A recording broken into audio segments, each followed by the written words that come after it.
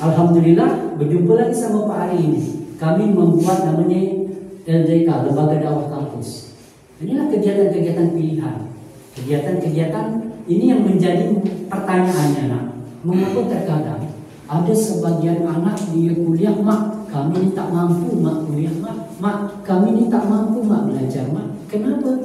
Kerana tadi dia hanya belajar saja. Tetapi suatu ketika nanti dia ikut organisasi ekstra kampus, dia akan semangat. Kenapa? Dia akan menjumpa kawan baru, dia akan menjumpa dengan pemahaman-pemahaman baru, dia akan berjumpa dengan sesuatu yang baru sehingga cara bersikap, berfikirnya berubah. Nah, kawan itu sangat berpengaruh. Maka suatu ketika dulu Pak menjadi ketua Maswalingga, IMKL namanya. Nanti kalau anak Pak kuliah di Tanjung Pinang itu namanya ada IMKL, Ikatan Mahasiswa Lingga. Dulu Pak pernah mengundang sekitar 600 mahasiswanya, ketua organisasi itu. Nah, sewaktu Pak jadi ketua IMKL, kami buat asrama putra putri. Kalau sekarang asrama di Batu 9 di Bintan Center. Nah, ini buka. Kami cari betul lingkungan. Setiap malam minggu Pak razia, macam budak-budak di razia di laut. Kalau itu ada anak lingga itu suruh balik kesian orang itu. Anak Pak di Pinang itu ikatnya dari Batu Buban orang baik, ya. Tak pernah bergaul, tak pernah berkawan. Pas di kos tiba lingkungan yang salah. Nah, jumpa kawan yang suka masuk diskotik, suka kawan yang suka, ikut. Tetapi sebaliknya kalau kita suka dengan kegiatan-kegiatan LDK, kegiatan mahasiswa, kita juga ikut ke sana. Anak Pak tanpa sadar, suatu ketika anak Pak berkawan dengan kawan-kawan yang berpikir maju ke depan, insya Allah kita akan berpikir ingin maju juga. Tapi suatu ketika kita berkawan dengan kawan-kawan yang malas belajar, yang malas kuliah, kerja main saja ini, dan tanpa kita sadari, kita akan mencuri kebiasaan-kebiasaan buruk kawan kita itu untuk kita lakukan. Ini sangat berpengaruh.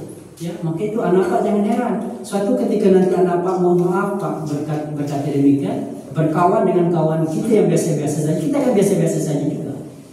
Ya, maka itulah kalau kita nak melihat seseorang, ya siapa kawannya, dia tidak akan jauh beda itu. Nah, nanti kalau kawannya A, dia akan A, kawannya B, dia akan B. Kalau kawannya rajin ke masjid, pelan-pelan dia akan ikut ke masjid. Tapi kalau kawan tidak ke masjid, dia akan pelan-pelan tidak ikut ke masjid. Nah, itu salah satu pengaruh daripada mindset kita itu bisa dari situ. Bisa dari buku, kawan, yang terakhir lingkungan yang Pak sampaikan tadi. Lingkungan itu sangat menentukan. Maka itu suatu ketika nanti anak Pak kuliah, sekolah, kita juga tidak akan jauh daripada lingkungan kita, perilaku dan sikapnya. Kita diajar bagaimana berkomunikasi, di situ kita diajar bagaimana kita makan, di situ kita diajar bagaimana kita berjalan, di situ kita diajar bagaimana kita berpakaian. Yang ini sangat menentukan. Nah, minta maaf, suatu ketika anak Pak terlambat seperti tadi sudah hilang kesempatan. Maka itu ini salah satu tujuan kita nak LDK ini. Yang pertama yang perlu kita buka itu 4 hal. Yang pertama, open your mind, buka pikiran kita. Yang kedua, open your heart, buka hati kita. Yang ketiga, open your hand, buka tangan kita. Nanti pada satu. Yang terakhir, open yourself, buka diri kita. Nah, artinya apa? Kita kosongkan diri. Kita ingin belajar. Alhamdulillah. Nah,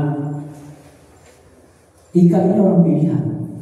Pengalaman Pak secara pribadi, suatu ketika kita berada di SMA di luar sana, untuk masuk proses OSIS ini susah, berat.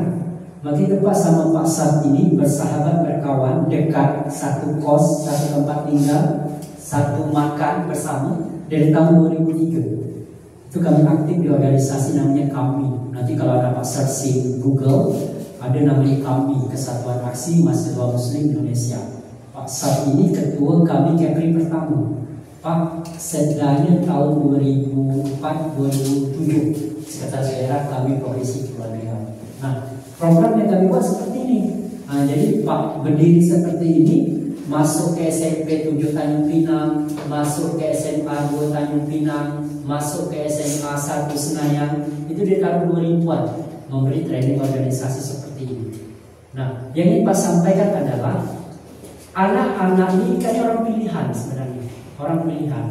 Nanti insya Allah kita berkelanjutan membuat program seperti ini. Nah dari organisasi inilah nanti Anampak akan tahu, akan punya visi hidup pada kita. Nah sebelum kita masuk ke latihan dasar kepemimpinan, kita harus punya visi dulu.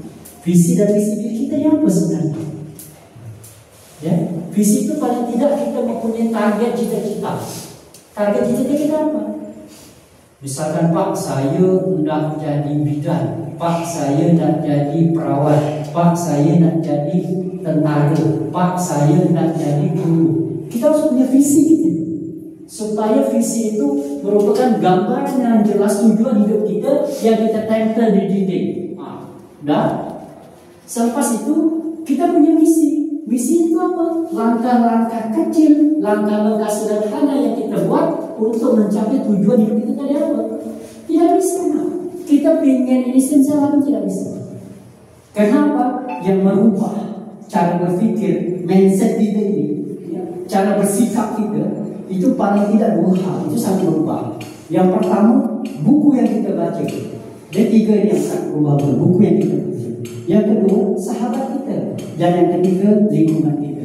Ini 3 hal yang dapat merubah mindset, cara pandang, cara bersikap, cara berpikir kita.